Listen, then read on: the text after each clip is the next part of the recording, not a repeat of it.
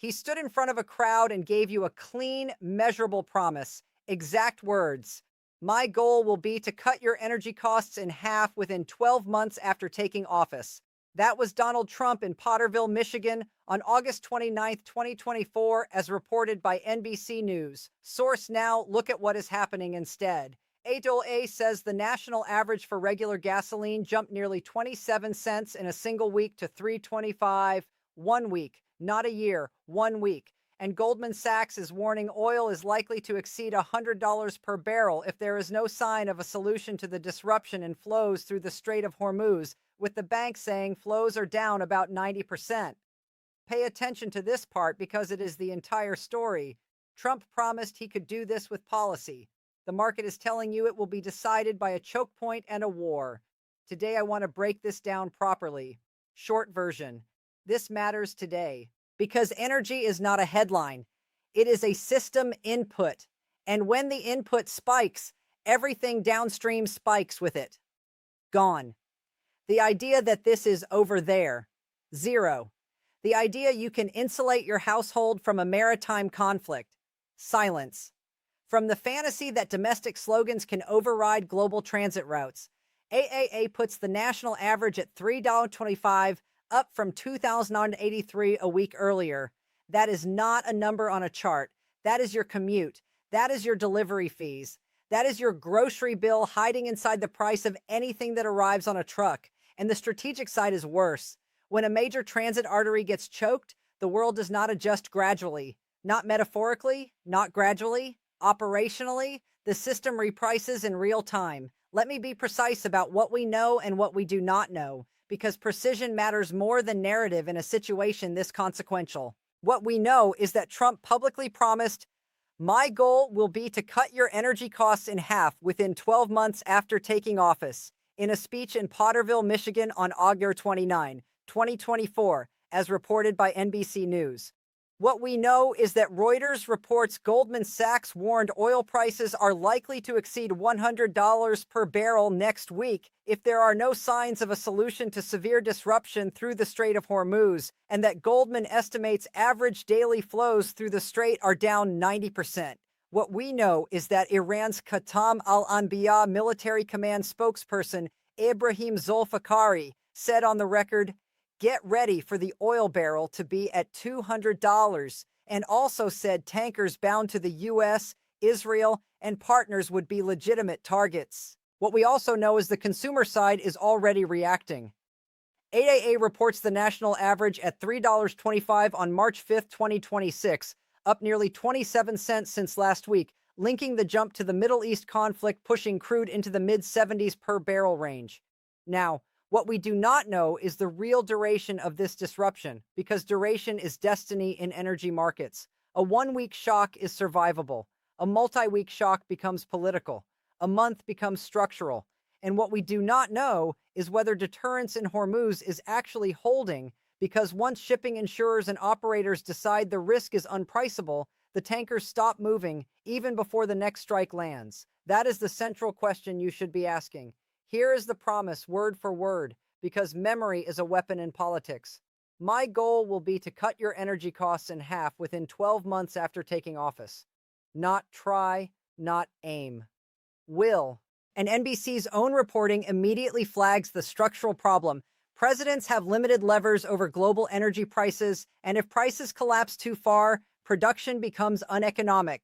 Halima Croft at RBC Capital Markets is quoted saying a president cannot increase U.S. oil production by his signature to bring prices down by half. That matters because it tells you the promise was never only economic, it was psychological, it was about control. Now fast forward to the mechanism that actually controls your energy costs right now, the Strait of Hormuz.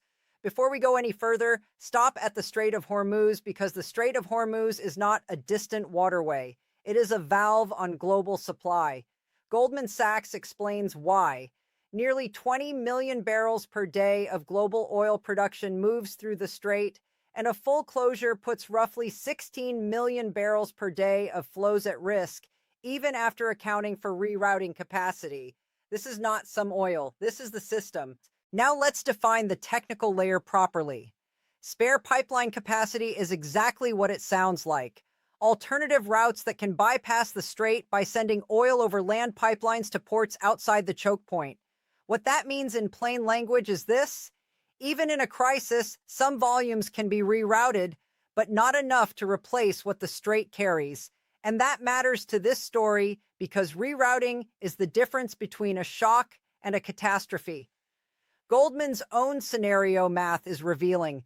For a full 1 month closure with no offsets, Goldman estimates an increase of about $15 per barrel and smaller increases if spare pipeline capacity and strategic petroleum reserves are used. That sounds manageable. But then Goldman adds the real warning. Prices can rise substantially more if markets demand a premium for the risk of persistent disruptions. That is banker language for panic pricing. And Reuters shows you the real-world trigger for that premium. Iran's spokesperson is not hinting. He is declaring tankers legitimate targets and telling you to get ready for $200. That is not the language of a side preparing to de-escalate. That is the language of a side trying to weaponize the fear layer of markets. That is where we were. Here is where we are now. Reuters reports Goldman estimates Hormuz flows are down 90%. And the bank warns oil is likely to exceed $100 if there is no sign of a solution. Now understand what this actually means. Politically, Trump is now trapped inside his own promise. He framed energy costs as something he could command. But the system that sets marginal price is responding to conflict risk, shipping risk, and the credibility of threats. He said he would cut your energy costs in half. Then AAA reports a near 27-cent jump in a week to 325 ors. Now feel the irony. This is not policy versus policy. This is physics and geography versus messaging. Militarily and strategically, the key change is not a single strike. It is the transformation of the strait into a contested zone where commerce becomes a military variable. Goldman's warning is specific. If flows remain depressed throughout March, it says prices, especially for refined products, could exceed the 2008 and 2022 peaks. That sentence should be front-page news everywhere because it is the bridge between disruption and economic shock. And here is the part that no one else is putting together. The next 5 weeks are not a random number. They are the boundary between emergency buffers and structural damage. Goldman's own public analysis models 1 month closure scenarios and 1 month strategic reserve releases. That tells you the industry's implicit planning horizon. After that, the world stops treating this as a temporary spike and starts treating it as a new baseline of risk. That is when investment decisions, shipping contracts, and national budgets lock in the pain. Now let me give you the phase structure because this is how these campaigns unfold. Phase 1, threaten the corridor. Phase 2, make examples of shipping. Phase 3, create enough uncertainty that tankers self-deter even when missiles are not flying. Phase 1 is complete the moment Iran's military spokesperson says on the record that any tanker bound to the U.S., Israel, and partners is a legitimate target. That is not improvisation. That is a declared targeting policy designed to raise the insurance premium on the entire global economy. And this is the hidden calculation Trump did not calculate. Drill more does not reopen a sea lane. Even if U.S. production rises, it cannot teleport barrels through a choke point under threat. A president can influence supply at the margin over months. A choke point can move prices in days. That is not the language of a president in control. That is the language of a president running out of options. And now look at the fracture. The first fracture is between political promises and market governance. A market does not care who gave a speech in Michigan. It cares whether a tanker captain believes he comes home. The second fracture is inside the narrative of control itself. NBC's reporting already told you the Oval Office has limited levers, and experts said a steep drop can make drilling unprofitable. That is the quiet admission that "I will cut it in half" was always a political line, not a mechanical plan. Now, layer in what Reuters adds. Trump has escalated his demands in this war, including demanding Iran's unconditional surrender, which Reuters notes could make it harder to negotiate a swift end to hostilities. Exit strategy, not victory, is what markets require. But maximalist demands compress diplomacy. This is what trapped looks like at the national level. The United States is trapped between a security requirement it cannot outsource and an economic shock it cannot absorb indefinitely. And the public is trapped between wages that do not rise weekly and fuel costs that can. Survival, not triumph. That is what this becomes when a choke point turns into a battlefield. Now we talk about the cost, because this is where the geopolitics becomes personal. AA's data says the national average hit 3.25 on March 5th, 2026, up from 2,983 a week earlier. When gas crosses $3 and jumps again, that is not a number on a chart. That is your household budget losing a fight it did not sign up for. And here is the deeper economic point. Oil is not just gasoline, it is shipping, it is fertilizer inputs, it is plastics, it is the cost of moving everything that moves in a container. Goldman lays out the scale of what's at stake. Nearly 20 million barrels per day flows through Hormuz, and even with pipeline reroutes, around 16 million barrels per day is at risk under full closure conditions. That is the kind of number that turns inflation is easing into inflation is back very quickly. Now ask the question I want you to keep repeating, because it is the only one that matters. Is $200 oil now the baseline scenario, or the threat designed to force concessions? Is $200 oil now the baseline scenario, or the bluff that breaks the market anyway? Is $200 oil now the baseline scenario, or the countdown clock on global patience? But here is the part that makes you smarter than anyone reading the headlines. The hidden story is that the oil market is not being held hostage only by supply. It is being held hostage by permission. Permission is what insurers, shipping companies, and crews give the system when they accept risk as priceable. The moment a state actor declares tankers legitimate targets, risk stops being a spreadsheet and becomes a survival calculation. Iran's spokesperson did not just predict $200. He said, "We won't allow even 1 liter of oil to reach the U.S., Zionists, Israel, and their partners, and that any vessel or tanker bound to them will be a legitimate target."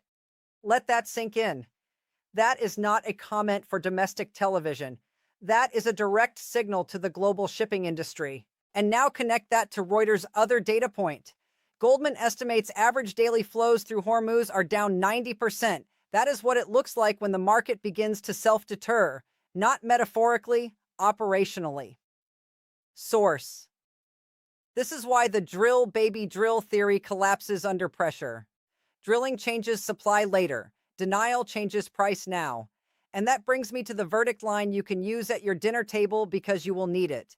Trump promised cheaper energy by policy. He got more expensive energy by geography. That is not a trade deal. That is a verdict. He promised he would cut your energy costs in half within 12 months. He delivered a world where Goldman Sachs is warning oil can push above $100 quickly if Hormuz doesn't normalize, and where Iranian officials openly talk about $200 oil while threatening tankers. The gap between those two realities is the story. Source. There is no off-ramp visible right now, not because no one is looking for one, but because the conditions that would make an off-ramp possible, trust, communication, a shared interest in stopping, have been systematically destroyed. And the strategic reality is permanent in the only way that matters. Once a choke point becomes contestable, every future crisis inherits this pricing mechanism. This does not reverse quickly because credibility and fear, compound.